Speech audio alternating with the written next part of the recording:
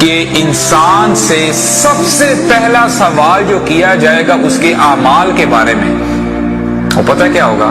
صلاتہ، اس کی نماز کے بارے میں۔ واللہ اس بندے کی زندگی نحوست والی ہے جو نماز نہیں پڑھتا۔ یہ فرماتے ہیں جو بے نماز ہے اس کو مسلمانوں کے قبرستان میں نہ دفناؤ۔ Those who do not pray at all are not Muslims. If you do not pray at all, not a single salah, you are a kafir. Even if you say La ilaha illallah Muhammad Rasulullah 1,000 times a day and perform Hajj and fast Ramadan and give zakat, if you do not pray at all, you are a kafir. کہ بے نمازی کو قبر ایسے دبائے گی کہ اس کی پسلیاں ٹوٹ پھوٹ کر ایک دوسرے میں پیوست ہو جائیں۔ The first thing that rises to protect you in the grave is your salah. Salah is one of the most important pillars of Islam, if not the most important pillar of Islam. It is dedicated to Allah alone, and shaitan will definitely come to us to try and distract us from it. If you can overcome the whisperings of the devil for that, you will overcome it for a lot of other things. So dedicate yourself to the prayer. بندے کے کفر اور اسلام کے درمیان فرق ہی نماز ہے۔ موت کا غم تو چھوٹا غم ہے، نماز سے قضا ہونے کا غم تو بہت بڑا غم ہے۔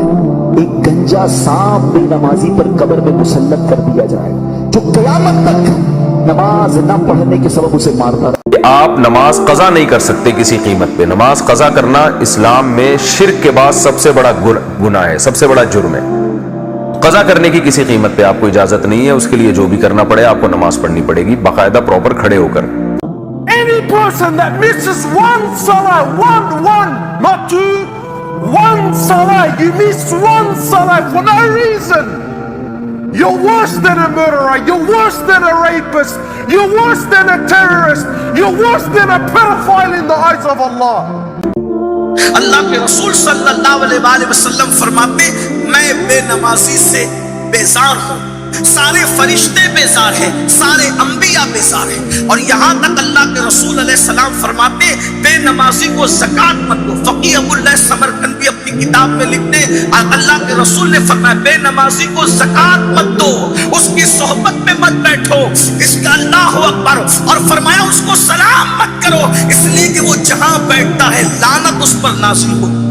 کہ ایک اللہ والوں نے لکھا ہے کہ اگر کہ تمہارا گھر راستے کی طرف گھر کی چوکھٹ کھلتی ہو تو ہمیشہ پردہ ڈال کے رکھنا، اس لیے کہ اگر کسی بے نمازی نے تمہارے گھر میں ڈھانک لیا اور دروازے پہ پردہ پڑا ہوا نہیں تھا، اس کے ڈھانکنے کی وجہ سے، بے نمازی کے گھر میں ڈھانکنے کی وجہ سے اللہ والوں نے لکھا ہے کہ 40 دن کی برکتیں ختم ہو جاتی ہیں۔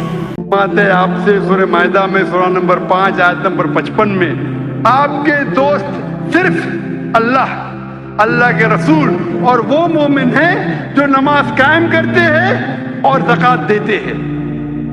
جو لوگ نماز نہیں قائم کرتے اور زکات نہیں دیتے وہ آپ کے دوستوں میں سے نہیں ہیں۔ تو میں سب سے یہ جھولی پھیلا کے کہتا ہوں نماز کبھی چھوٹ جائے قضائی دو، کبھی چھوٹ جائے قضائی دو، کبھی چھوٹ جائے قضائی دو، لیکن نماز چھوڑو نہیں، چھوڑو نہیں، چھوڑو نہیں۔ میرے نبی کے دنیا سے جاتے ہوئے آخری الفاظ تھے الصلاۃ الصلاۃ الصلاۃ۔ میری امت نماز نہ چھوڑنا، نماز نہ چھوڑنا، نماز نہ چھوڑنا۔